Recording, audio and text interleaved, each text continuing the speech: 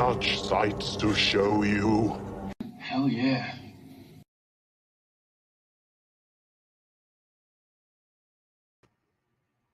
Welcome to the Horror Syndicate Discourse, and wow, it looks like I'm really close to the screen. I wonder why. Maybe I am. Anyway, tonight we are going to talk about a movie from last year, which is great, and I'm excited because this was a movie that I didn't know much about. I was late to seeing X, so I was told not to watch a trailer for this, so I didn't. I just went in blind, and I think I'm not the only one, and the subject for tonight is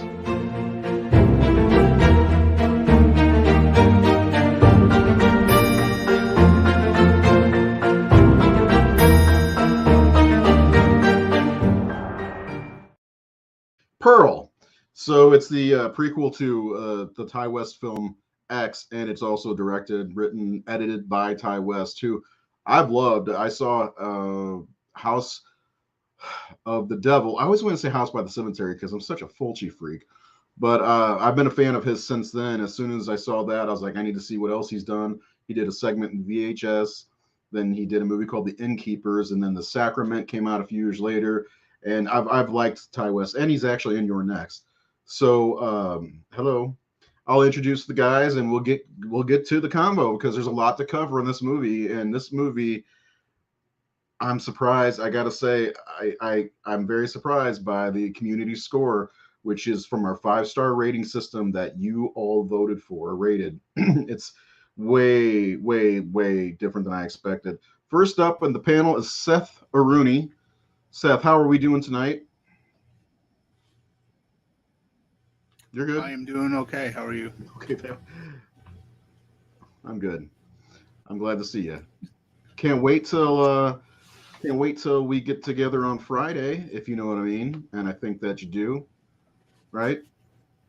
Yeah. Well. Oh, by the way, if you're new here, please go subscribe to the Horror Syndicate on YouTube. I almost forgot. And because Jared reminded me and I totally forgot, we're talking spoilers for Pearl. So, you know. And here's Nathan. Nathan, how are you? He's a star. Yeah, I'm good. Yes. It's weird with the daylight savings time changing. You can see inside the room behind you, where... Not in about an hour. Yeah, it's the same thing. The last few shows I started without the light on, and it got gradually darker, and I was watching the playback, and I'm like, holy shit, it gets dark in there fast.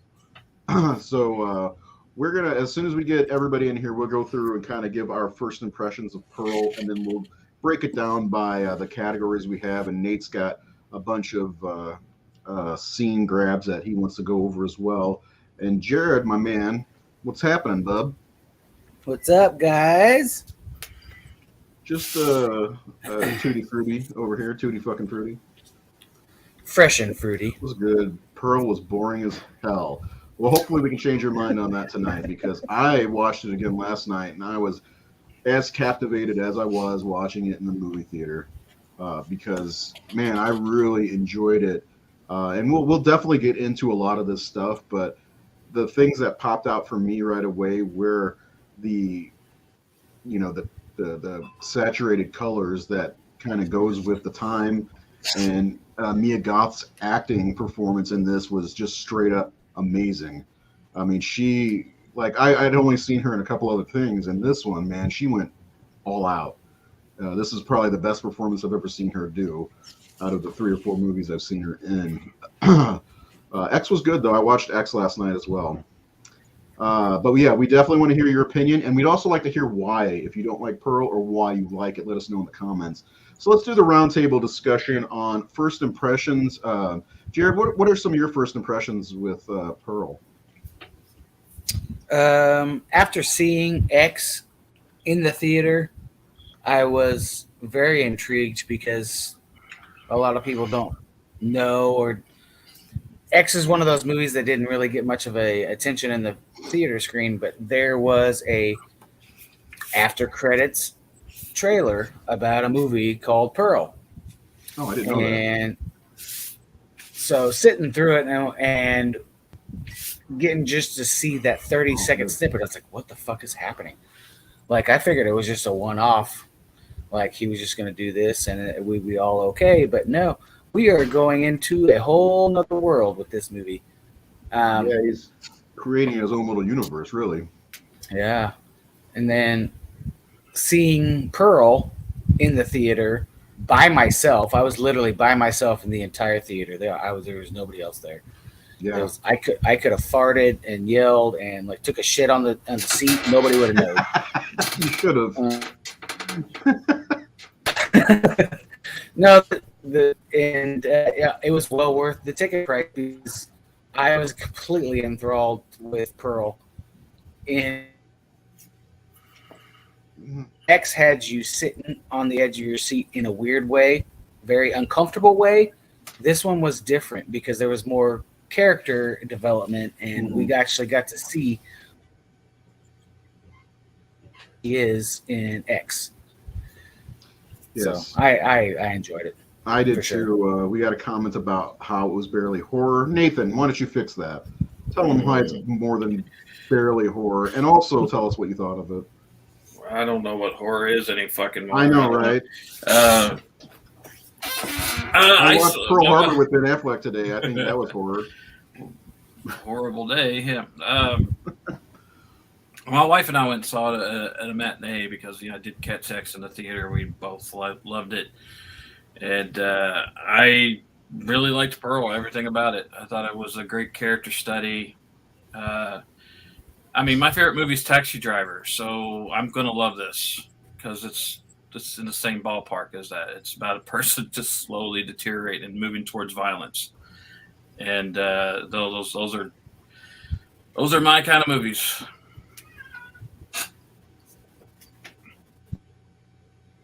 He disappeared. Seth, what did you think? There you go. There you go.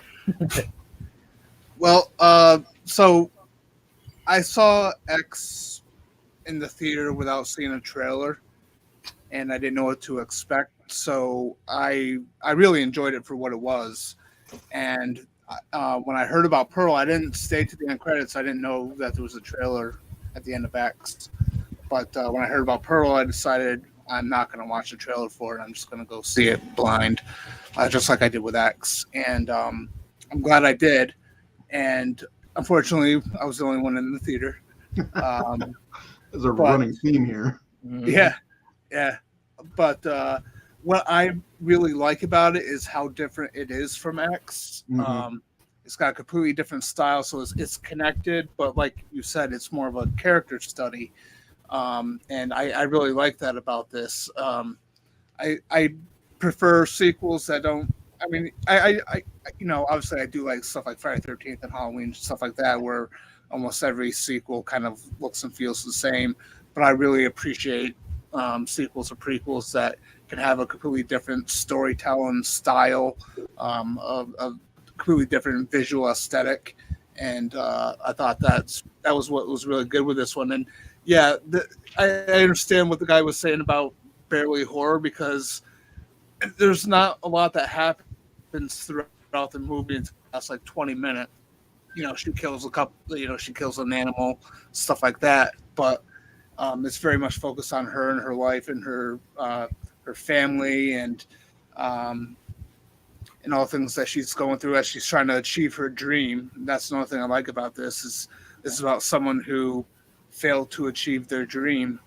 So it's kind of sad in that aspect. aspect. But but when it does get to the horror side of it, near the end, I mean, that's where it gets really, really good for me. And we'll talk about more of the stuff I like later on. But yeah, those are my first impressions. So to answer Guy, I am really looking forward to seeing Infinity Pool, but I have not seen a single trailer for that either. But yeah, and Mia Goth, her star is on the rise, in my opinion. She's a really good actress. And Ty West, if you watch some of his other movies, like Innkeepers, like House of the Devil, they're slow burns. But when they get to the point, they kick you right in the nuts. And this one kind of does that as well.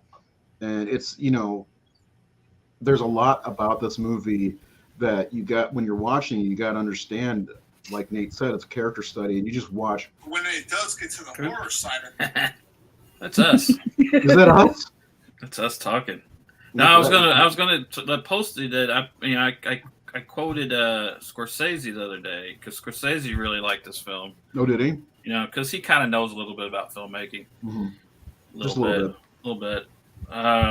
But he had something really nice to say about Ty West, and I was going to read it if I could find it. Oh, where did I put it? I don't know where I put it. It's in my pocket. But yeah, like you said, like if you watch like the Innkeepers was like a throwback to the ghost movies of the 50s and 60s. It felt aesthetically like that. If you watch House of the Devil, he captured the 70s and early 80s. If you watch X, it got a lot of comparisons to Texas Chainsaw Massacre, which it has a lot of parallels, but it also just feels aesthetically like Texas Chainsaw and that feeling. And with this, he basically made it, even though it's set in the silent era, he made really a 40s, 50s Technicolor melodrama Disney movie. It's like, to me, I said this movie's The Wizard of Oz if Dorothy Gale never left Kansas and went fucking nuts and killed her parents. That's what the movie is. It almost has a musical element to it as well. You can definitely feel that vibe of Wizard of Oz for sure. For sure. Especially the scarecrow scene, because remember when Dorothy made out with a scarecrow and humped it till she came? They cut that out in the 30s, 40s. Okay. Yeah. It was only the original 39 cut. There's too much. They had to cut that. Sex and Munchkinville. All that and like her riding the bike, like the old lady. You get her vibe right there. Her dress is even the same style as Margaret Hamilton's. Oh yeah, and the bike is the same style. Yeah. Oh yeah. That's pretty cool. So yeah, let's do some trivia, and then after that we'll start with the story of Pearl and kind of talk about that and get into the direction and the good stuff. So let's start with the trivia, Jared. You about ready? Yeah, I'm good.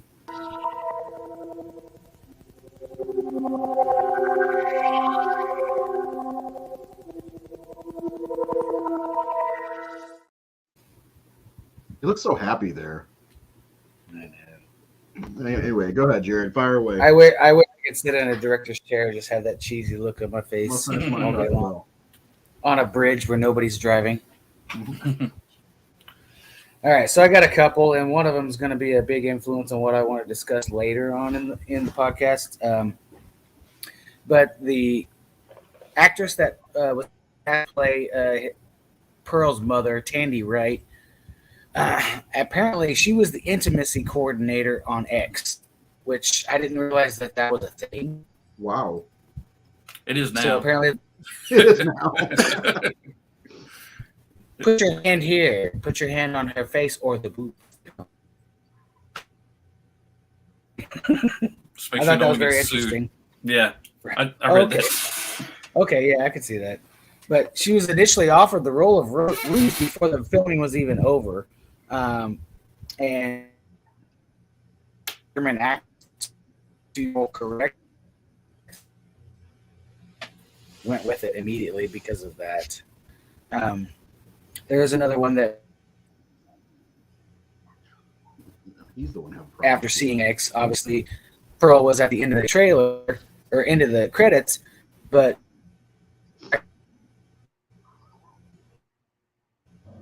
figured it was going to happen again, but it's very rare.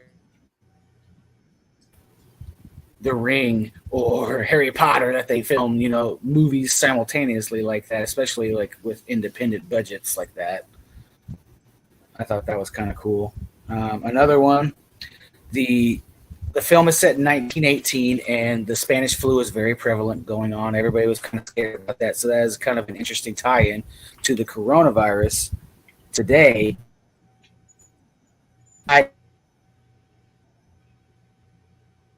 On the script via face of what was going on with COVID. And I think that's evident watching the movie because you see them wearing masks and stuff. And it's like, this is kind of an interesting way to today.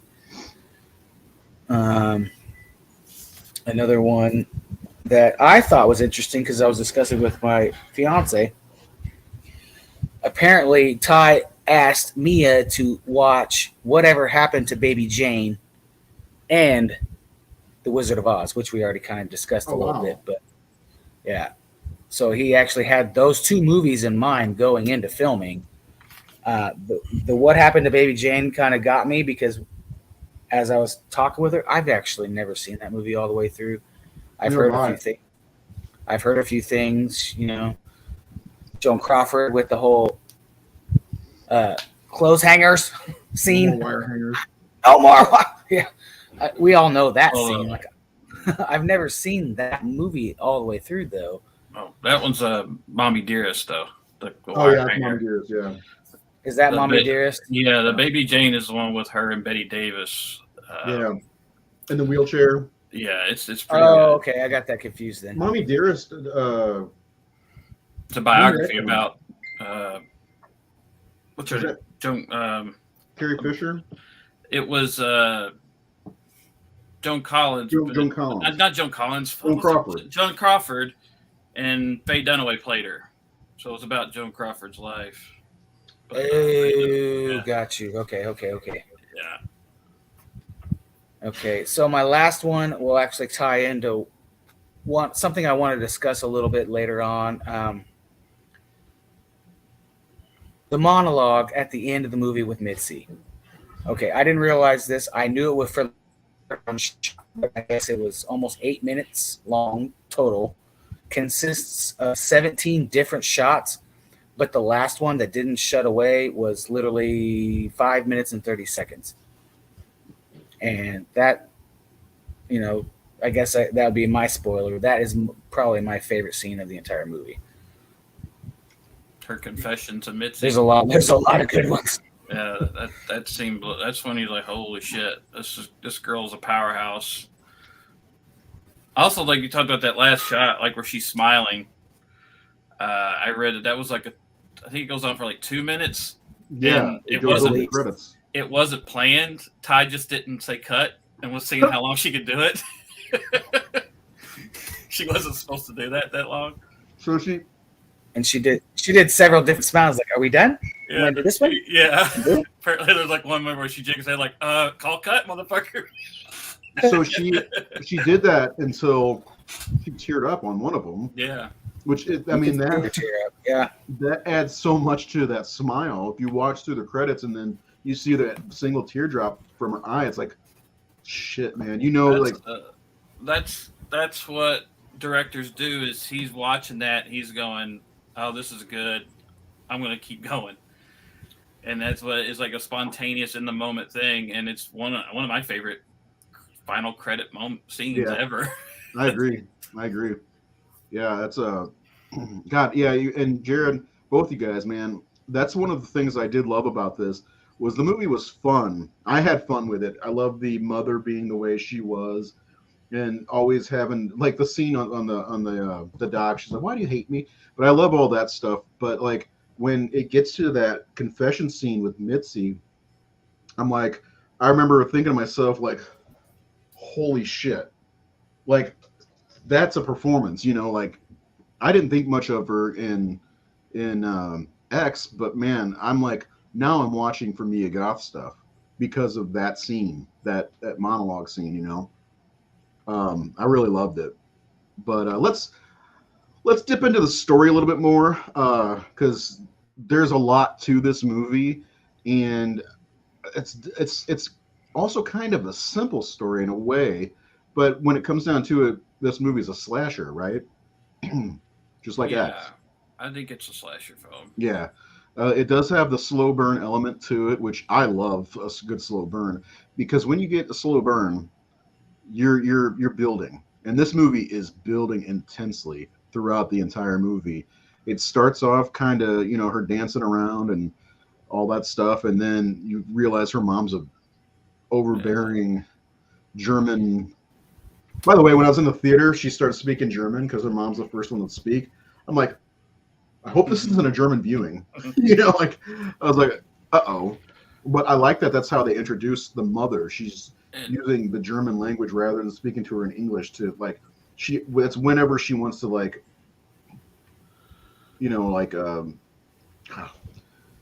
what's it called? Discipline her. Yeah. Speak seriously to her, yeah. Yeah, she gets into the German. I think because we already know who Pearl is because we've already met her in a movie previous. So, like, people say what's boring or slow burn. It's like we know what she becomes or who she really is. Unlike another movie, it's like, what if you were to watch a movie about Pamela Voorhees and for the first hour we just see her as a cook at Camp Crystal Lake? We know what's going to happen, so it's going to be scary. It doesn't need to be bloodshed from Act 1, Act 3. But we're going to be intrigued because we know who this woman is and where she's going. And I think that's the same way I felt about Pearl. I'm intrigued because I know where this character ends up. And I want to know how she got there. And I don't think we need to see a bunch of hacking and slashing for it to be horrific. Because if you're really watching it, there's a lot of horrific stuff going on in between in the threads of her life and her situation and her relationships with everyone and her fantasy world. And and just like, I like the Pamela Voorhees analogy. Just like with her, it's like we know what pushes Pamela over the edge, like you said, but I kind of like to see, if I was going to watch a movie like that, the descent of where it leads her to kill people. Like, losing a child's probably really tough, but like with Pearl, I want to know, like, I didn't care, honestly, after the first movie, X, about Pearl that much, but whenever you're going to see a movie about that character, you want to know why she was brutally killing people and going after Mia Goth's character in Pearl, in X, and when you watch Pearl, you want to know what got her to that point when she's in her 80s and frail, and God, she goes through a lot. Her father is a vegetable, essentially. And, I have somebody made the comment, I couldn't watch it past the bath scene. If you understand what's going on with the dad, she's basically his caretaker because the mother puts almost everything on her, which, for a young, early 20s probably girl, her husband's off at war, World War One, and she's there with her overbearing mother who's kind of a dick. And she's taking care of the garden and taking care of most of the farm stuff, but right, she's doing a lot of the caretaker for sure. And then there's a pandemic. There's a lot going on here, And they're German during World War One in America, in Texas. So. Yeah, it's funny because there's that scene where she's looking at the newspaper, and she's like, I don't want to hear about any more Germans getting killed. And I'm like, oh, snap. So they're already outsiders for that reason, really. That's the thing. They're living an isolated life. That's part of why she wants to fuck out. Like, probably because of what's the Spanish flu, because of their German descent. The husband journeyed out of the house and got what I assume a sexually transmitted disease, syphilis or something. That's how he got his condition. Right. Because she says, you're going to go out and dance like those whores and come back. You see what that did? You can give and spread your disease. Like, that's what happened to your dad. Mm-hmm. And so the mother's also dealing with that her husband's the way he is because he was fucking around on her with other women in town. Yeah, so there's a lot of paranoia with her mom, and it's, Pearl sees around that, and obviously she wants to get out and become a star. She goes to the picture house to see the guy who I want to play Superman in the next Superman movie. And he actually does look like a good Clark Kent for sure. Seth, weigh in on that. What do you think? Yes. Seth, I don't think you're that far behind. You're not. I don't think you're not glitching or pausing at all, dude. When Jared was talking, he like it was glitching quite a bit for me. Jared was. Oh, Jared was glitching. Okay. Yeah. Oh shit. So nobody heard what you're I said. now, Jared. Got pieces. Oh, That's all right. Lord. Good Lord. Lord have mercy.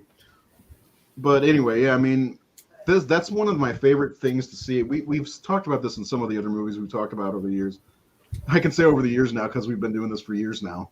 But is watching somebody who descends into madness and when she snaps, like, so what makes her snap?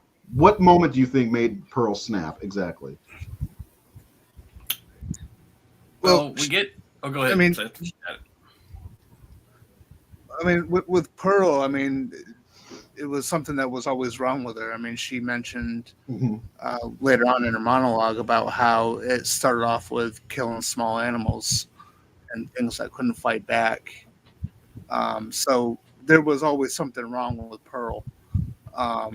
And honestly, you know, when I was thinking about it last night, it's like, even if she achieved her dream, she still would have been messed up. I mean, she still would have had those murderous tendencies. What I'm saying is, what made her snap?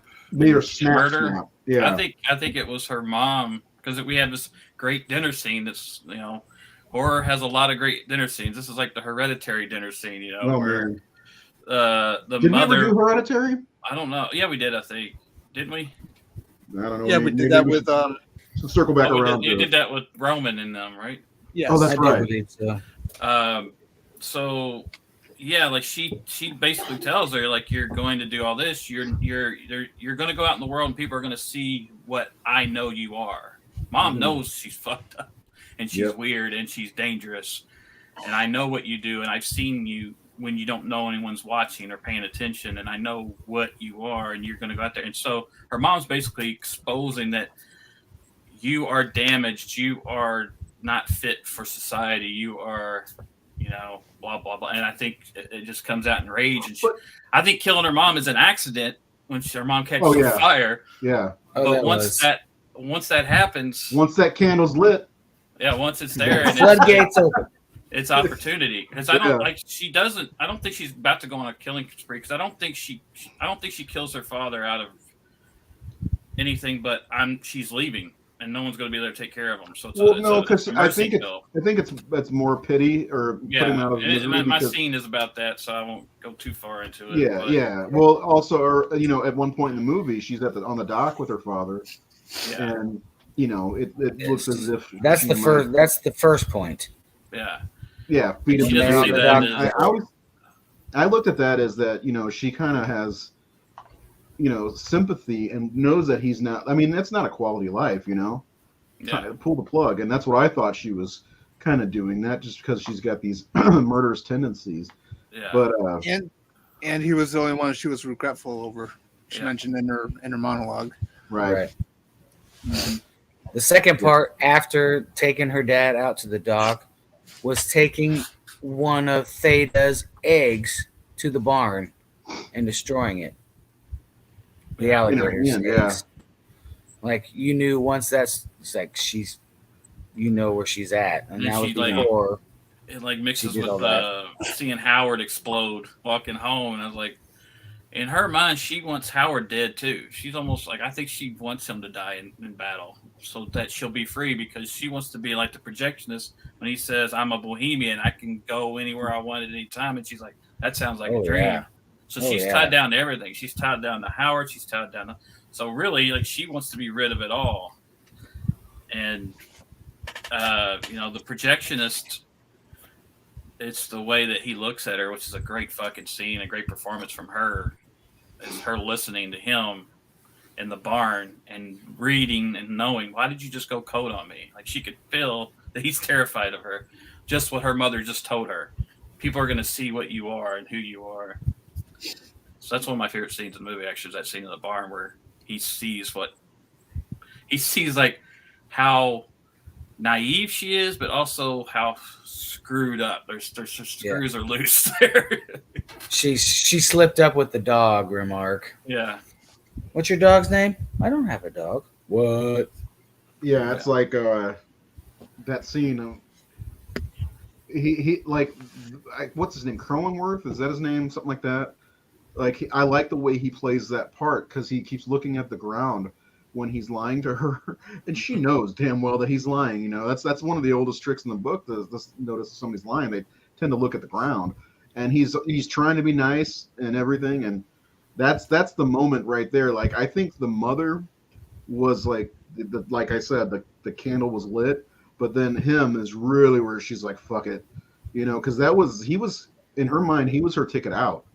You know, Yeah. I've also seen themes that are theories that he never existed because he doesn't have a name. He's just a projectionist, and that he is a projection of who she wants to be or the life that she's seen for herself. What she's going after. Yeah. Yeah. But, and I'm not sure if this is correct, but in X we do see a car in the water.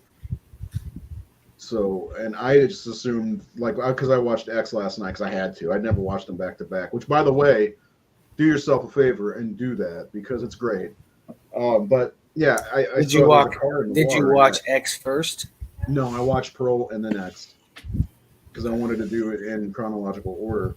And it's great, man. I really enjoyed, like, knowing what I know going into X, and when Howard comes, we'll get into that some other time. But anyway. Yeah, because I you know, this is my second time watching X, and I'm that's growing on me a lot. So, and I already love Pearl. I'd already watched. I think I've seen it 4 or 5 times now. What was that? There's a gnat flying around. Oh, I was like a little Satan thing. Gotcha. I like that. Yes. Like Tracy Morgan on SNL is Aunt Jemima's husband. What you swatting at? Anyway. So yeah, after she does that, you know, she has to, yeah, she goes to the dance recital thing, which is also another great, or not recital. What is it called? Rehearsal? Not rehearsal. An audition. Yeah. Audition. It's an audition rehearsal thing. Yeah. So she goes to that, and I love what's going on in her head. You know, she's dancing for the troops with all these other women and doing her best performance of all time, and then, like, straight up, no, we're looking for something different. They're looking for they're looking for a blonde. Yeah. You know, so why don't you say that first of all? But then, like, these judges are judging her, but they turn into her husband, her mom, and in her mind, and you're like, fuck, she's in. And then it cuts to her screaming outside of the church, a really loud and really long scream. Great fucking scenes. She's not crying outside the church. Yes. Yeah, no. Full on snot. Yeah. What I love about that whole audition, the whole thing that she's auditioned, is she sees that's my opportunity, but it's not something that's special. It's like something very mediocre, and it would not have made her a star. It would, even if she had made it. It was not a rung on the ladder kind of situation. It was like being in, like, the community play or something. Yeah, it was literally goes around the state, and that's all about it's going to do. But it is Texas, right? So it's a big state. So, but anyway, that I like that scene. I mean, from that point, from when she, you know, tortures her mom to the end of the movie, it's the slow burn's over. And I like the candles lit because it's true. That's when everything starts going crazy, is when her mom gets burned. And I do like that scene where she, after everything, I think after she does in Mitzi, she goes into the basement and embraces herself and her mom, who's still, I think she's still clinging on to life at that point, isn't she? Yeah. You know, she's got that death rattle going. I really like that scene for some reason. This movie was brilliant, in my opinion. It was very simple in some ways, but overall, the presentation, the story, the character development it's just brilliant in my opinion. This is probably Ty West's best movie. I wouldn't disagree with that. I mean, you know how much I love House of the Devil. I think this might be the best one. Well, you're forgetting about the masterpiece, Cabin Fever 2. Yes, That's the thank only you, one I Seth. haven't Yes. seen. I have never seen that, and I Thank can't you, watch Seth. it till after Evil Dead Rise because I'm at 999 right now. I did find I found that comment from Scorsese, which is probably a good time to read Okay. it. Talking about Ty West movies. Yeah. He says Ty West's movies have a kind of energy that is so rare these days, powered by a pure, undiluted love for cinema. You feel it in every frame. A prequel to X made in a diametrically opposite cinematic register. Think 50 scope color melodramas. Pearl makes for a wild, mesmerizing, deeply, and I mean deeply disturbing 102 minutes. West and his muse and creative partner Mia Goth really know how to toy with their audience before they plunge the knife into our chests and start twisting. Yeah. I like that. That's a very good compliment. Yeah. I'm glad that he's commenting on the film. I mean, he is a master in his own right. Yes. Excuse me. Haven't had Mountain Dew in a while. It's giving me the burp. He knows when a filmmaker knows their shit and knows how to construct a film and how to achieve what he's achieving and how to turn that screw. And this movie is House of the Devil's really good, but I think this is a culmination of everything he's learned over the last 15 years or whatever, however long it's been since that. I think Innkeepers was first, wasn't it? So, Or was House of the I Devil? think House of the Devil was first. Okay, so about 15 years ish. yeah. Still mid 2000s, yeah. I've been preaching Ty West since we started the Horror Syndicate. You remember that, Jared? Yes. He's Always. my age. He's my age. Fuck this guy. No. He also did a really good Western. He still did haven't In the seen Valley that of Violence. Well, he did a movie called The Roost. I've never seen that. Triggerman, The House of the Devil, Cabin Fever 2, Seth's favorite. Innkeepers, The Sacrament, which I still say everybody should watch. In a Valley of Violence, which I'll check out. And then, of course, X, Pearl, and Maxine's coming hopefully this year. Actually, it says it's in post-production now. So it may actually come out before the end of the year I then. hope so. I'm looking I forward was thinking to it was 2024. Let's just say this year's 2024. Just keep moving on. Anyway, so we is there anything else we want to say about the story before we move into Nate's segment? Seth, do you have anything? Yeah, the one thing where I don't know if I would say I was disappointed, but the story choice to have Howard be at war and to have him only come in at the end, I thought it was a little odd the first time I watched it because, you know, if you know X, it's to both of them. So it's as a couple, and I know this is called Pearl, and it's supposed to be about her. So, like, part of me kind of hopes that maybe sometime down the road, Ty West will do a movie in between Pearl and X. Okay. It's maybe I see where Pearl. you're getting at. Yeah. Maybe Pearl getting older, and you know, I'm curious Maybe it'll about. be called Howard. Well, I'd be curious about how Howard feels about the fact. You know, That's part of my segment. Yeah. So yeah, I got something for that. Okay. Which it's a very valid point because Howard gets shoehorned in at the very end of the movie. Obviously, we know he's in X, but what happened in that 40 years in between? Almost like basically 45 years. Like he was saying. What I think is, go for it. You're good. I was gonna say I the selfish part of me that likes sequels and stuff hopes that he makes two more. One more about Pearl and another one about Maxine. That way Mia Goth she'll have 2 trilogies within True 5 each. films where she plays Pearl 3 times and Maxine 3 times, Oh. with X literally being the crossroads. Oh, I like that. God damn it, you're brilliant. I know. This is what I Because want. there, when Son you of a think bitch. about it, there is 2 generations from Pearl to X. Yes, you son of a bitch. I like it. I don't even know what to expect with Maxine. We should all go see it together. Anyway, next up, we're gonna I will talk watch about- it at an empty theater with all of you guys. Hold on. Can we just do one of these calls and I'll set you guys up next time? Anyway, let's get on to Nate's segment. We're going to talk about the direction and the cinematography, which, by the way, I mean, this is just a great shot, right? Come on. Yeah. There's not many shots that are not good. Like, I love, God, who's a cinematographer? I think Ty shot it. Nah, God, he's amazing. I think. Let's see. Let me make sure. All right,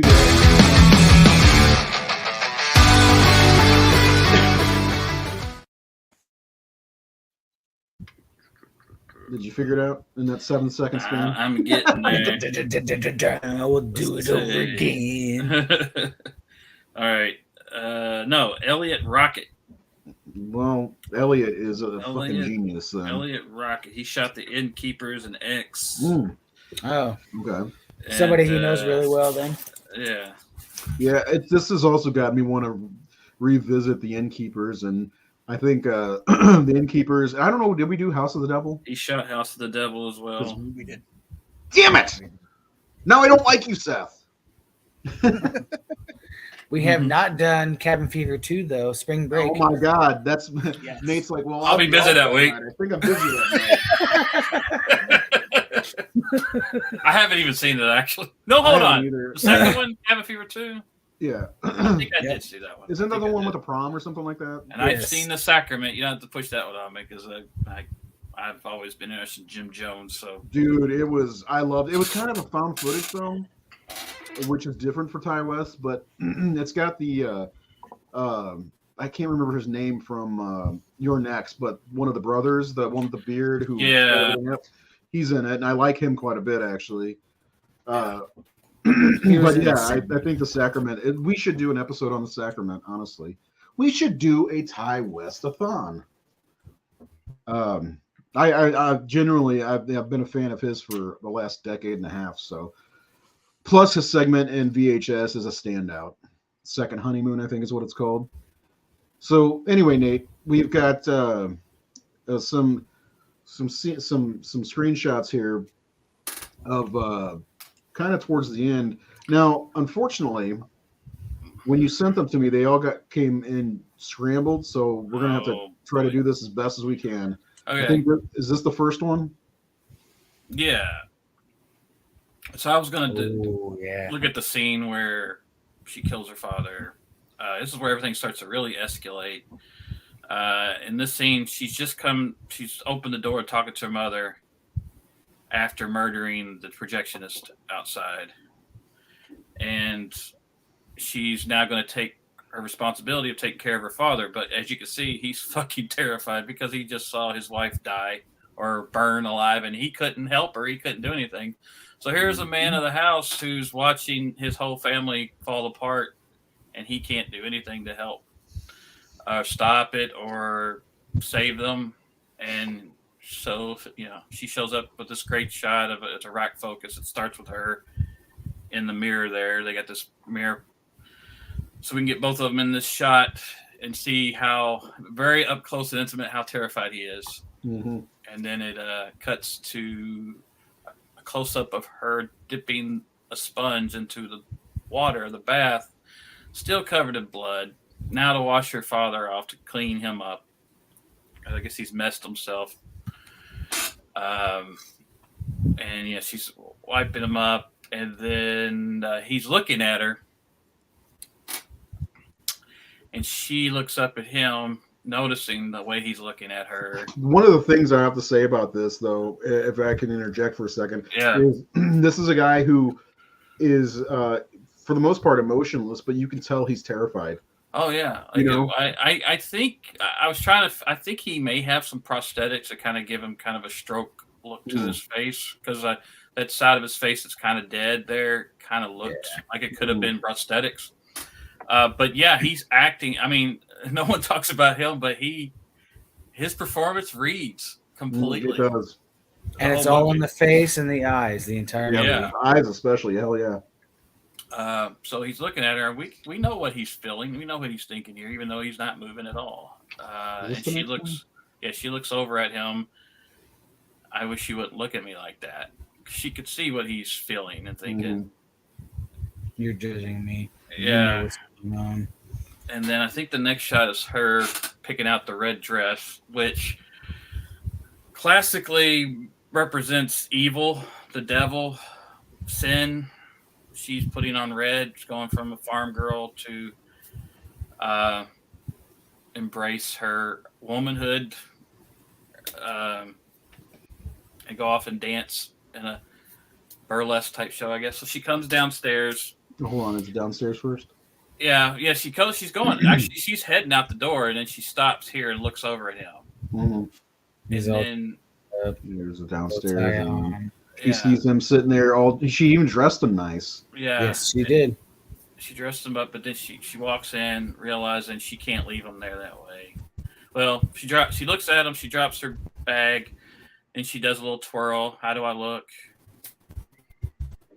And when she sees him, a tear rolls down his cheek. And that's when she decides to not leave him that way. She's broken her dad's heart. I think she cares how he sees her. Yeah. And she walks over and grabs the pillowcase, walks over, kisses him on the cheek, Yep. and says, "You are loved." And then we don't watch the killing. He has this shot and he zooms into the bird cage, and the bird cage becomes erratic and moving and jumping around. Music is moving with it, the bird, everything. We know what's happening. We don't need to see her do it. And then it cuts straight to, I believe, her riding. Oh yeah, getting rid of the body or putting the car down into the water. And then it cuts to her saying "Au revoir, Johnny," or whatever his name is. Yeah. Which I don't like this shot. Like, I was kind of disappointed by this shot because you talked about shot selection. This is kind of a okay shot. She's mid-screen. I would have liked to seen a different shot. Like when I see this, some shots are disappointing in the movie, but a lot of the cinematography, a lot of shots are really nice. Yeah. This is one of my least favorite shots in this whole collection here. And then we see the alligator coming, which I love. There you go, Seda. I love the use of the gator. Yeah. And we don't need to see how this ends. We know. So we see it coming towards her. Then it hard cut to her riding the bike. Going there, and the wide shot of her going across the field, and then she arrives at the church, and we've got this great scene with the church, with this tension of how serious she is taking this. Like, this is her whole future is going to be inside that church, where we know it's not. We know as audience know it's not nothing, and we in her sister-in-law knows how in her mind. It is. Yeah. In her mind, yeah. So it's like, but for her, this is my life. It's all been leading up to this, and I'm free to go anywhere I want because mom and dad are dead, and this other guy's dead, and fuck Howard, whatever. he's a Germany or whatever. So it's I was trying to find a scene. I know you wanted to talk about the scarecrow scene, which I was joking. I'd love to jump into that because I love that scene, but well, you know, that like would just been a funny scene to let's break it down and articulate what's happening in this scene right now. Every week, I try to think about the scene you're gonna pick, and when I was watching it, I got to the scarecrow scene. I was like, I wonder if that SOB is gonna pick this scene. Well, I love that scene, but the reason I chose the other scene was because it's an example of pure cinema, because there's not a lot of dialogue, but we're seeing through camera shots, through the tear, through his look, through the way she looks at him. Mhm. Like Oh, yeah. she wouldn't have to say a fucking word in that scene, and we No. would understand everything she's feeling, everything he's feeling, and what's happening. We don't even have to see the murder because we know what's going to happen. Just her grabbing that pillowcase, we know. So that scene's a great example of just visual storytelling. And I didn't know what to say about the scarecrow scene, although I fucking love that scene because the thing we haven't talked about is how sexually repressed this woman is. Yeah. Obviously, yeah. She got pregnant, lost a baby. Her husband left her for war. I don't know how long he's been gone, but he's been gone enough that she is in need, and she's going to see these movies with girls dancing, and then this guy, this projection, this handsome guy is flirting with her and saying, all these other things, and she expresses that sex through the scarecrow to the point where when she realizes it, when she sees him on this, like his head over the scarecrow, throws him down and like, I'm married. Yeah. And then she says, oh, whatever. She has sex with the scarecrow. But it's a great scene. It's a great, again, that connection to Wizard of Oz, old musicals, fantasy. It's just an example of her living in her fantasy world that she disappears in to cope with everything. I like that she takes his top hat too. I love the top hat look. Yeah, you see her riding down the road with a top hat. And the thing I like about this setup to this scene, though, it's not even just that. So the projectionist gives her that little film cell, and she loses it out of her pocket, and it leads her to the scarecrow. So it's kind of, that's a good reason why that he'd be in her mind, other than the fact that he is Superman and devastatingly handsome with a nice little mustache. But like I like the way that the scene's set up. It's because of him, essentially. If she would have never gone to see him, that she would have lost the film cell. She would have just kept riding. Other than that monologue scene, which is so good, we already talked about it. I mean, if we'll get to it even more, I hope. Yeah. But you could recut this movie to be a silent film. Like that scene alone, with her losing the thing, it's connective tissue to getting to the scarecrow. That whole scene with the scarecrow could be silent with just music playing. I believe they originally wanted the movie to be in black and white. They should release a black and white version. That'd be cool. And the studio said no, so they decided, well, we'll go the other way. We'll do it in extreme Technicolor, vibrant colors. I'm very happy they did that, though. And that's a difficult thing to pull off because they said they had to try so many different shades of color to make it as colorful as it is, to make it as exaggerated as it is. I don't know how many. They said how many swaths. They had like 50 swaths of red paint for the barns just to get the right color. There's so much red in this movie. Yeah. And it's not all blood. Okay, well, why don't we do that? Well, I wanted to touch upon the score real fast. We've already kind of talked about the acting and everything, but the score is perfect. It's a nice scene there, too, where she's dancing and performing for the animals. For the animals. Yeah. There's not a thing about this movie I don't like, to be honest. Yeah. I know. I want to talk about. I just want to say that I think the score is really great.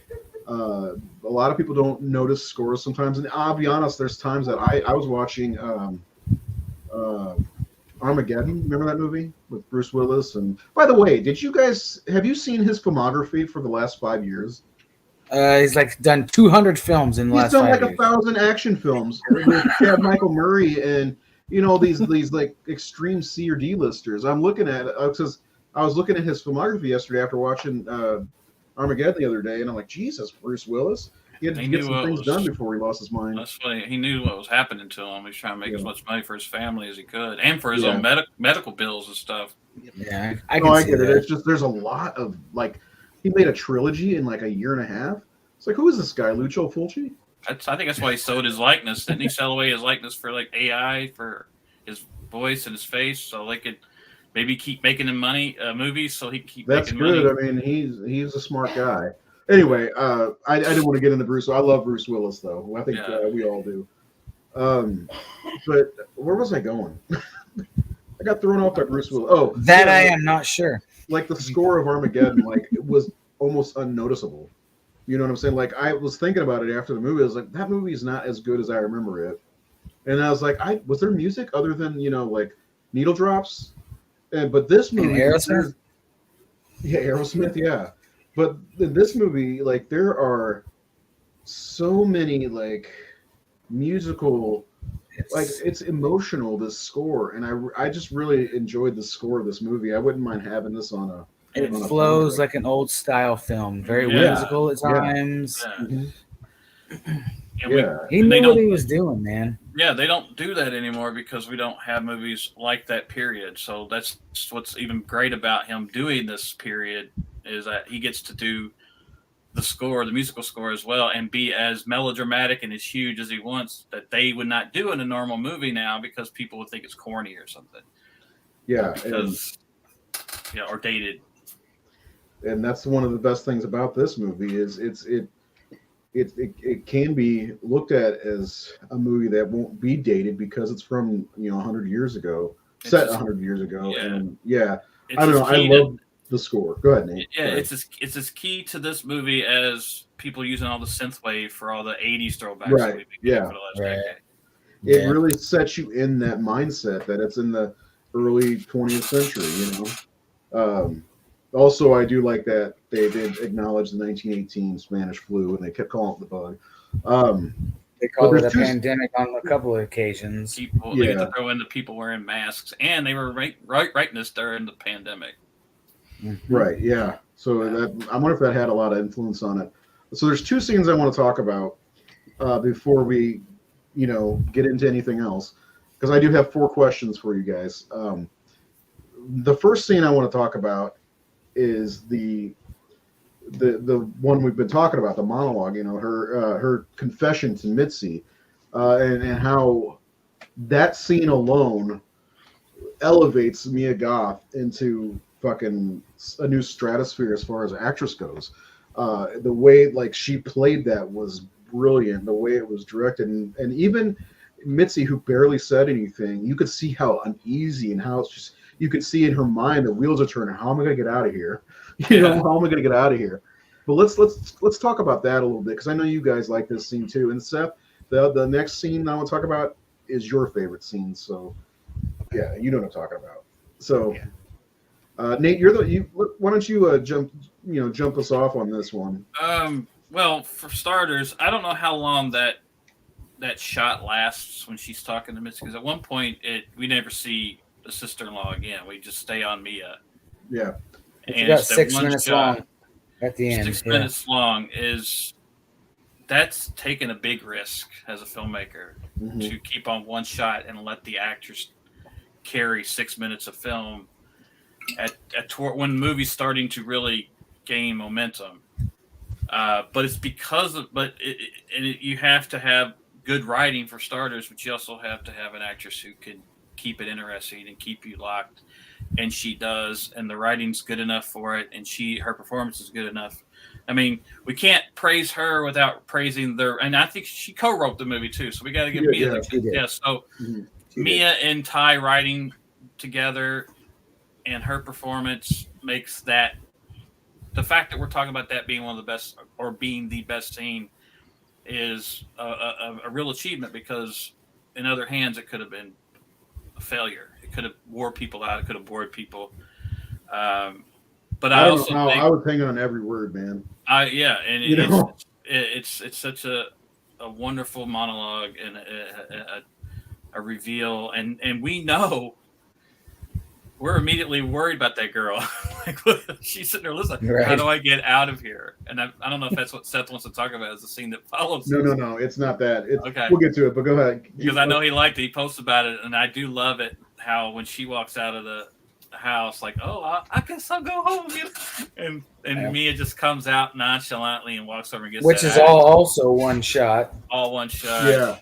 Seth, that is the scene, Seth. That like when he put that up yesterday, I was like, yes. And I was not there yet. I think I had just started the monologue right when Seth posted that, and then I had to stop the movie because kids, I just remember seeing that scene in the movie theater and thinking, oh, this is like the Lizzie Borden movie I never got or something. Like there's like that's but better. the imagery has of Yeah. this woman at that time period with an axe just chasing somebody in this beautiful, picturesque farm, blue sky, total horror happening. Yeah, Like, but one of the, well, I want to hear what Seth has to say about it for sure. Yeah. But one of the best things about it is it's in the daytime. Yeah. And the woman is screaming, but no, I love she does that a lot in these two movies. But I love it's bright outside. It's not a fucking horror scene. It's picturesque, you know. Seth, tell us what you love about this scene. Okay, well, I'll just go back to the monologue because the monologue is great because you know, the way it starts off with it goes back and forth. You see Pearl and you see Mitzi, and then the more the conversation starts to get more uncomfortable for Mitzi, it starts cutting to her less, you know, and then it also gets to the point where like right after she tries saying something to Pearl, but Pearl just keeps talking anyway, and pretty much like after that we just stay on Pearl. And it's a great scene, and just I love the way it builds up to what's coming next. You know, especially when you know, she's trying to congratulate Mitzi on the whole dance thing, and we and with the way Mitzi was reacting to her, we've already seen this before with the way that she knows, you know, when people are afraid of her. And lying to her, yeah, and then just, you know, going from there, just like Mitzi kind of slowly inching away, and then she gets out to the door, and she's kind of walking casual, and then it's the camera's focused on her too, Mitzi. Yes, which I love. Yes. But your eyes are drawn to the background. Keep going. Go ahead. Sorry. Yeah. The camera like stays on Mitzi. It's in front of her, and it moves with her. Yeah. And you see Pearl come out, and you know, Mitzi turns her head, and then Pearl walks to the axe, and I just love the way it starts from like at the house with that whole thing. Yeah. And you know, the camera's in front of Mitzi, and it's moving with her like along the path of the driveway, so it's kind of got like this nice little turn to it. You know, again, it's in the daylight, and just I just thought it was a great scene. I love I love one take scenes a lot, and I thought that was really good. Yeah. Yeah. I love also as Mitzi speeds up, it seems like the camera speeds up too, as it's pulling back. And yeah, I love, and she gets her in the back twice, and she's almost emotionless in this scene, it seems like. And then of course we get the great compilation of her chopping up the body, you know, and that scene with her mother. This movie is, how is this not our number one from 2022? You know, like I'm looking back. I mean, where did it land? Because it was so high, right? The top 5, right? It was top 5. I was gonna say it was in my top 5. Let me check the website because I put it up there. But yeah, it, like, looking back, I like Barbarian, but man, the more I watch Pearl, the more I think this is my favorite of last year. So anyway, again, we're gonna next time I'm gonna get everybody shots. One other thing I was gonna bring up, what's interesting is that house and that foyer and that stairwell in X, the way he shot it, everything, it gives you those Texas Chainsaw Massacre Absolutely, vibes. yes. In this, it made me feel like I was watching Psycho. Oh, yes. Interesting. I definitely got Psycho vibes a couple times. A lot of those foyer, hallway, doorway, porch scenes reminded me of Psycho. Sending the car into the pond. That too. Yeah, and both, Psycho, the pond thing, and you know, Psycho and Chainsaw are both based on Ed Gein. Both very similar. Oh, I'm disappointed in us, and I feel like it's my fault. Well, hold on, I'll show you. I'll just bring it up real fast. I'm just disappointed. No shit. We're not recording. What? I said we're not recording. That's why we're disappointed. I had Pearl at number 5 on my list. So Pearl's number 3. X is number 2. Pearl is way better than X, in my opinion. Yeah, I like Pearl better. I had After watching Pearl again the other night, I've only seen it twice. It definitely frog leaps X, Yeah, I've which got it. does not happen very often when it comes Yeah. to sequels. I've got Pearl at 5 and X at 9. Oh wow. How did Yeah, I X don't end up remember at exactly 2? where I had them rated. I might have had X higher, but I after had watching it again the other night, it totally changes. Where'd you have it, Seth? I had X higher than Pearl. I think I did too. It's me and Seth's fault. We're sons of I may have too, but I had only seen Pearl once at that point when we made those rankings. I demand a recount. This was a rigged election. I demand. No, Damn I it, mean, Florida! I think honestly, and I want to get your guys' opinion here, but when it comes down to the top movies of the decade, this has got to be 1 and 3, somewhere between 1 and 3, has to be. Of the 2020s so far, yeah. Yeah, because Of this decade, yeah. The what was their number 2010s one for strong. 2021? Do we remember that? Not too long ago. I know the Queen of Black Magic was my number 1 last year. Yeah. 2021. I still haven't I seen remember that one. the Feast was mine, which was a really crazy Irish movie. I'll look that up later.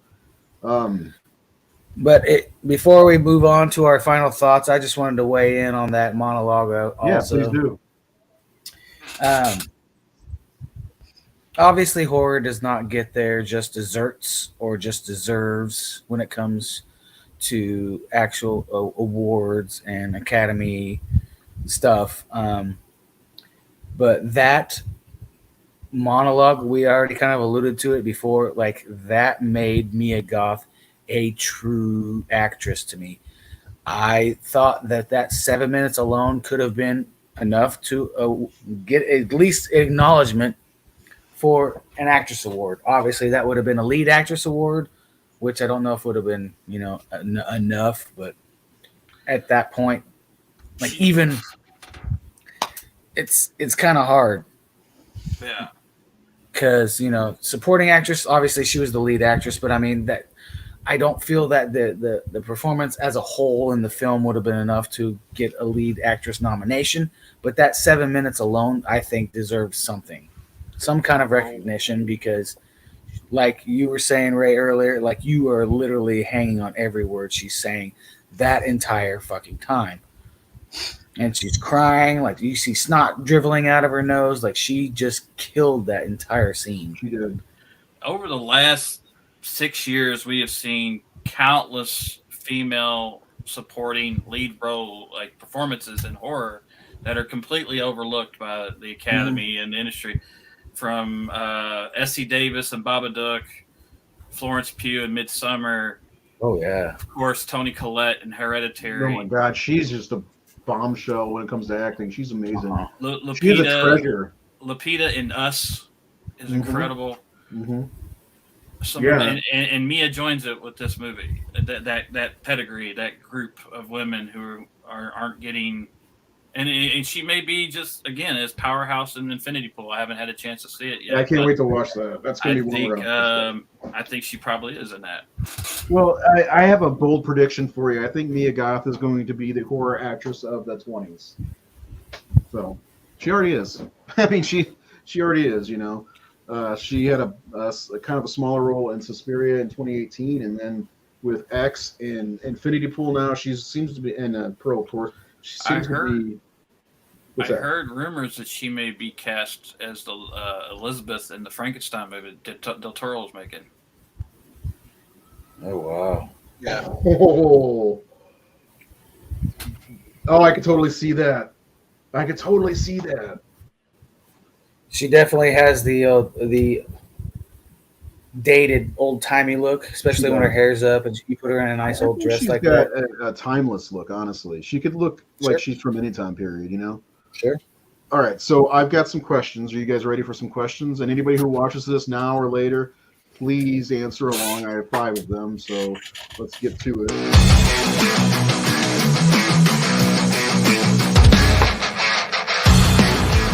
Not a bad question, Bert. Okay, so I don't know where to begin here. I'll just start with some easy ones. Like this one, it's kind of easy. Did you think Pearl's mom was too hard on her? No, No. no. Just coming from their family scenario, you know, you got a farm to work on, you got a lot of things going on. You obviously have a pandemic going on, and you have a father to take care of at the same time. I don't think she was being too hard on her, in my opinion, just because, you know, there's a lot of work to be done to keep living. She lives in a really nice house. Yeah. For the 1918 in Texas. Yeah. Yeah. Livin. Yeah. I think, and that's what her mother's saying. Like, she's ungrateful. Like, what do you want? What do you expect? What more do you need? Like, I'm killing myself to keep this farm going, this house going. And I mean, I don't know if she should be making her daughter bathe her dad. No, that's or weird. things like that. But that happens a lot. And it's also the time period. Yes. People used to live in little single houses. Seeing your family in vulnerable or nude or whatever was probably not as foreign as it is to us as it was to them then. That's true. Oh, yeah. Yeah. So it's a little Especially different when you live out in the middle of nowhere, you don't really have the things that we have. Yeah. Speaking of living in the middle Take of for nowhere, granted. She would have been born in the 1800s, and the family would. Right. I mean, you know. well, her mom would be. I mean, the actress is in her 50s, so I mean, if you take that, she's born in the 1860s. You know, so yeah, I mean, and she grew up in Germany too, and they're Germans, you know, with their very sounding language. Always sounds like they're getting ready to hock a loogie. They could say I love you, but it sounds rude. I used to date a German girl, so I know some German stuff. It's not German. I remember there was a joke about like Russians, like they could say anything nice and it sounds scary, like "Happy birthday." Yeah, it's like having your own personal Dracula. Just have a Russian friend. Okay, next one.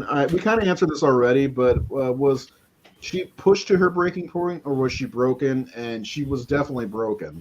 But like, do you think she could have been okay if she? Because I do feel like she was pushed over the edge.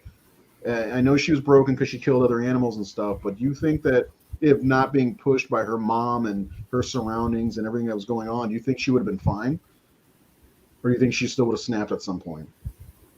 She was going to do what she was going to. I mean, I don't know. I mean, the murder of her mother, it was an accident, but it quickly turned into, I'm okay with this. Yeah. Right. So she was someone who was already kind of sociopathic in some ways already. She was a powder keg. Yeah. She was okay with doing what she was doing, butchering people. And, you know, but it comes out in rage when she kills everyone. She's screaming like, ah! Yep. It's a release of all this bent up The rage depression of and aggression. And the sexual frustration is boiling over yeah. into murder. Okay. Do you think Mia Goth's writing for the character helped her performance as Pearl? I feel like the reason I ask this is because sometimes when you're writing a character, you can get into their mind and start thinking a little bit like them. And I don't know if she exactly wrote the character, but she did write this with Ty West. Yeah. Do you think, because her performance is seems like it's almost flawless. And I was wondering if, you know, being able to write the character, then play the character, if that helped her performance. I do wonder if the pandemic helped that whole process, because if they had to take a break, that gave them a chance to think about this and explore that and build that character and inject some of that into X. But I also feel like when I watch the movie, I'm like, and having been in that situation, be like, I wonder if while they were making X, they were like, I really wish we were making Pearl right now. Because I would have been like, I can't wait to get to this one because this is fun. Mm-hmm. But I remember when I did Murder, Death, Killer and Fear for Sinners here, Murder, Death, Killer was like X and Fear for Sinners here was like Pearl. And I remember when I was making the other ones, like, I really want to make this other one. I really want to make the Pearl like one, you know? And so I wonder if like Ty and Mia were like working together on this thing and like just dying to get to that movie It because this movie was. Go ahead. It's probably part of their collaboration on X, because like there is little details about Pearl's past kind of sprinkled in there, and so you could just imagine where those two get together and they're like, okay, well, what's the character's motivation and all that, and just maybe just casually talking about the character's backstory to help her performance or something like that. Got the engines rolling or something. Right. Yeah. How can we use this? Yeah, and I really like something the guy that played the projectionist said in the making of Doc, where he said, like, coming into Pearl, he didn't want to get in Mia's way because she was so in tune with that character. This was her movie. This was her part, and he didn't want to fuck that up. So he goes, he liked that they would be able to collaborate or just kind of. She didn't like to do a lot of like rehearsal or all that. She liked to just like she knew that character so well. She knew what this thing was that he just wanted to sit back and support her and do what she needed him to do. Because just act with her versus collaborating. Yeah, like it's her movie. I'm going to respect that. As a writer, as a lead actress, this is her movie, and I'm just here to help support whatever she wants to do with this. And that's cool. I think because when I watched both of them, I was really kind of analyzing her performance in X versus Pearl, and X, she's fine. She does her job well, and she's not as featured as she is in Pearl. But Pearl, she feels like she is like one with the character more so than Maxine. And I kept wondering that if co-writing the movie. The script was helped her get more into the character. Next question is kind of a fun one, I think. What do you think Howard thought when he came back from war? Like he walks in. I mean, let's set this up. The dead mother, the dead father, the pig is being eaten by maggots at this point, and he walks in and he's like, I thought I just left the fucking war. Yeah, right. Because, like, what do you think he thought, though? Like, because obviously he sticks around. Yeah. Mimi. Mimi. Go. What's for dessert?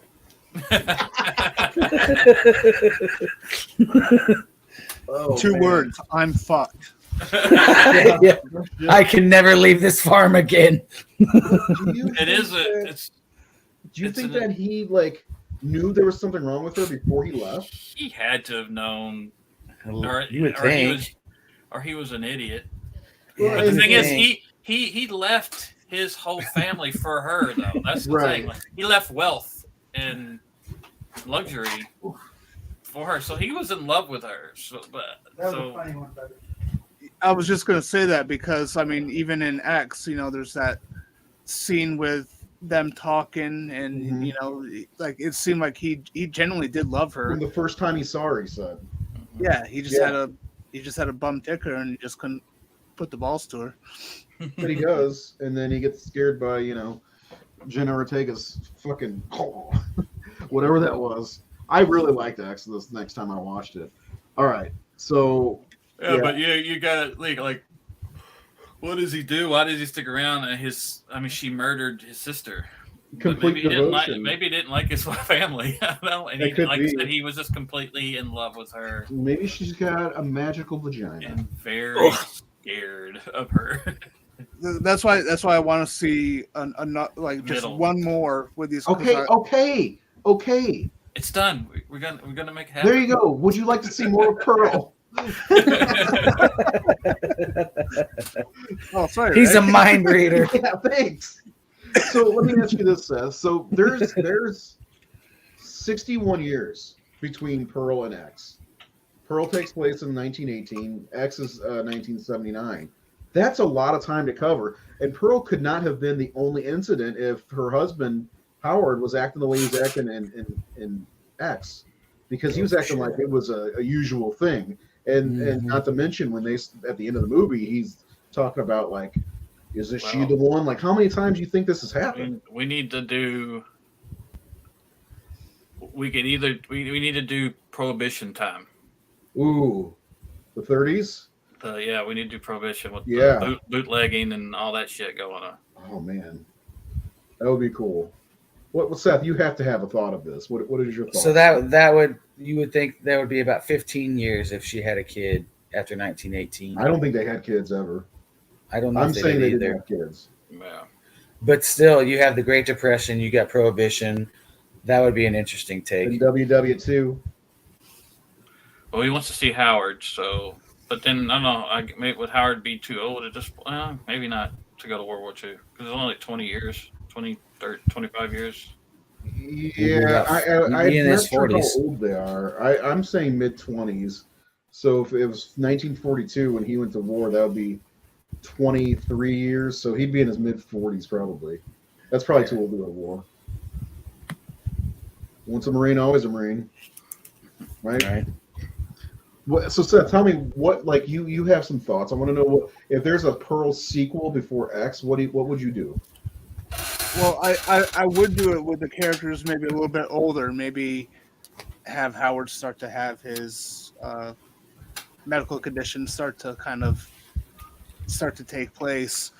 But there's, I feel like there's a lot to explore with him to get him to the point where we saw him in X.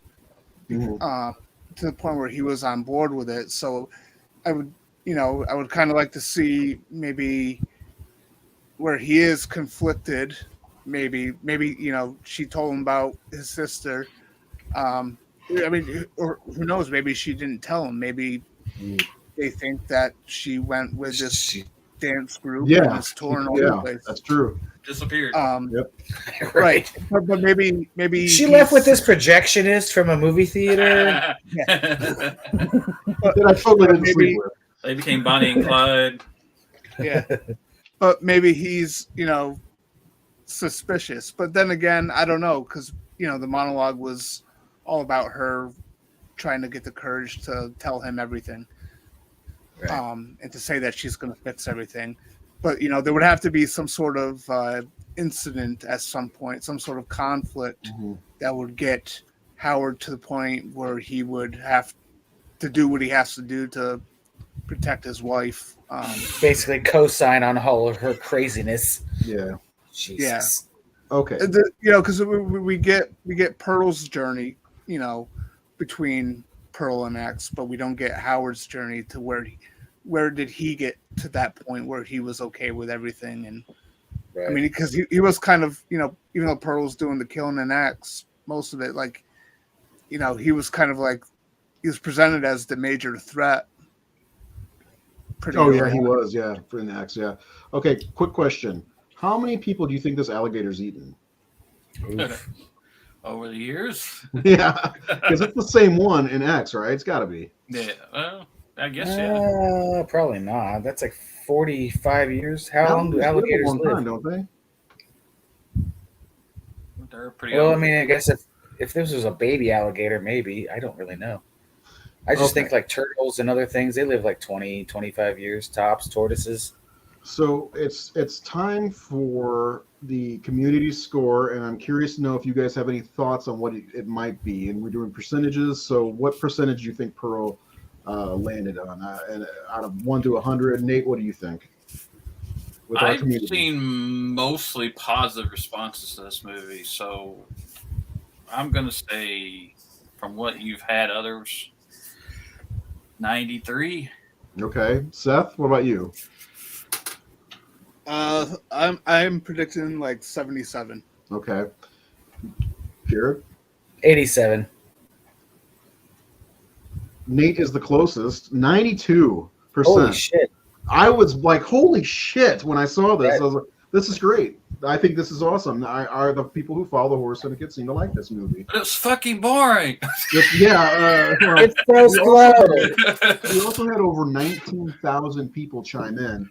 And I think it was... Rotten Tomatoes, eat your heart out. 14,668 gave it a 5-star rating. So I think that's awesome. Now that we've covered Pearl, we're going to get to next week's topic, which is...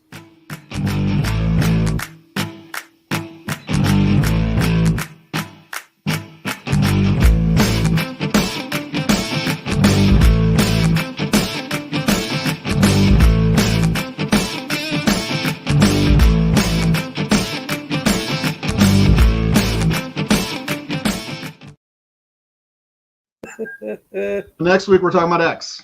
I hope you guys are okay with shit. that.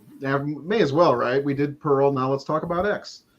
I watched it last night. And I'm like, God damn, I kind of want to talk about this too. Should we talk about both? And I think we should just do an episode on X. So I hope you guys are prepared for that. And from now on, we're gonna we got a list of movies that we want to go through. I'm gonna do that and try to surprise you guys with the next topic. What do you think about that? Unless we're doing a show where it's a movie we've not seen, which we have to put those on hold until after Evil Dead Rise comes out, because I'm at $9.99 and I'm not going to see anything new to me until after I see that. I want that to be my 1,000th. My friend's like, you want to go see Renfield on the 14th? I'm like, fuck no, that's not going to be my 1,000th movie. No way. So anyway, Does it come out at the end of April? April 21st is when Evil Dead Rise comes out. So I'm looking forward to that. Anyway, final thoughts on Pearl, Nate? It was what? It was my number 3 last year. I don't remember. A 5. Just a great character study in horror. I love movies like this. I would love to see more like this in the horror genre. Well written, well directed, well acted.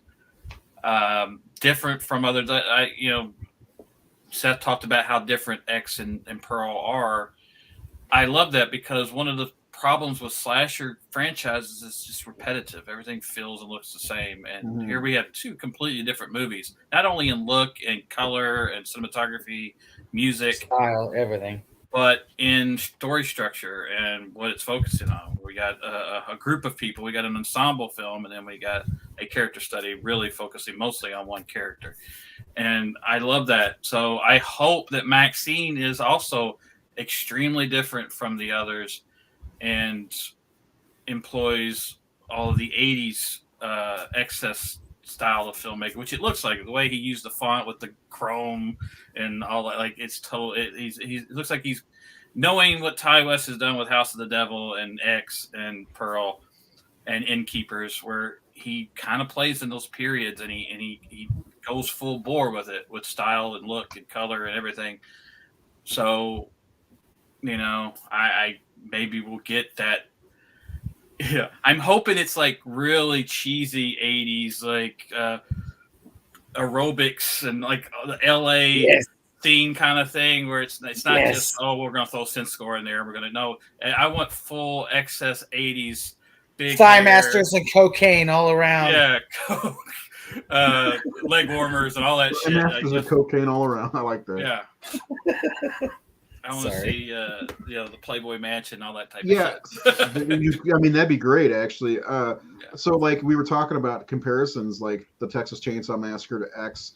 Pearl is kind of like the Wizard of Oz. I mean, can you think of a film from the 80s that he could homage for Maxine? Xanadu or something. I don't know. Xanadu, yeah. Xanadu meets Miami Vice. Yeah, Miami. There we go. Oh my God! Could you imagine if he had like some kind of intro like Miami Vices, like for the movie? How awesome would that be? I hope Maxine becomes like the biggest porn star in the world. That's I do too. Yeah, I do too.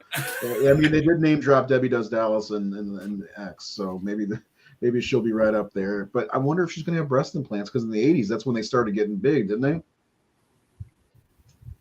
I hope not, because Mia Goth has some beautiful breasts. I'm just saying. I think it was more of a 90s thing. Yeah, I think you're right. All right, final thoughts, Jared. You just have to flip it over when I'm laughing. Sorry. No, you're good. This, like I told you at the beginning of the podcast, I saw this in an empty theater with myself, and all I had was my internal thoughts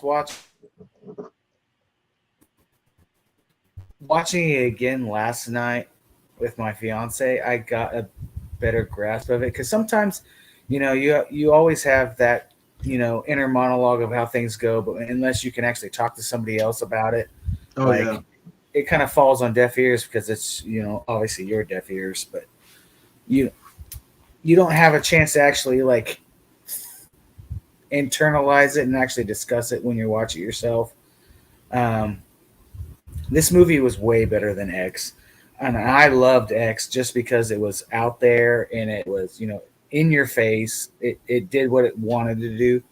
But as Nate said, this movie was a slow burn, and we only focused on one person. Obviously, the mom and dad were a little bit of a focus as well, but this was more getting us to know what's going on later. I loved it, and I regret voting it worse than X last year when we did the Me voting too. because I'm a firm believer like this movie is way better than X. Like, not by leaps and bounds, but it is better. I shouldn't say way better, but I mean it's a better film, tone wise, musically. It's that's about all I got. Sorry. Okay. All right. So, An asshole. Well, An the asshole. thing about these movies that I really like is they're familiar with the visual aesthetic of them, but they're original horror, and it's great to see something original. Even though I love sequels and everything in the big franchises, but this is a very solid series. I like X a little bit better. I have no regrets about that, guys. Sorry. do I need to play the asshole thing again? Yeah, go ahead. An asshole. Ole, ole, ole. Go ahead. But yeah, I think Pearl's a really good character study, and I like how different it is from the previous film. So yeah, I'm looking forward to the next one. And it got a 92%. So all of us saw it in empty theaters. So let's fucking change that with the third one. No How shit. about Yeah. I mean, my experience was a little bit different because there was one guy about 3 seats from me snoring his ass off. that? I was pissed. I'm like, God damn it, man. But That is I love basically the watching movie. it by yourself. Right. I think this. I'm trying. Like, I'm gonna look back after this conversation and kind of look at the movies we've seen over the past almost 4 years now and see if this one ranks among the rest. Because I'm drawing a blank on 2021 movies for some reason, except for Willy's Wonderland for some reason, which was an amazing movie. Let's face it. That was fun. But anyway, that's our show for the night. Remember, next week we are talking about the sequel, what do you call it now? It's X. We're just gonna call it X. And I'm a big fan of Mia Goth, and that's all I'm gonna say. You guys have a great night, and we'll see you next week. Bye.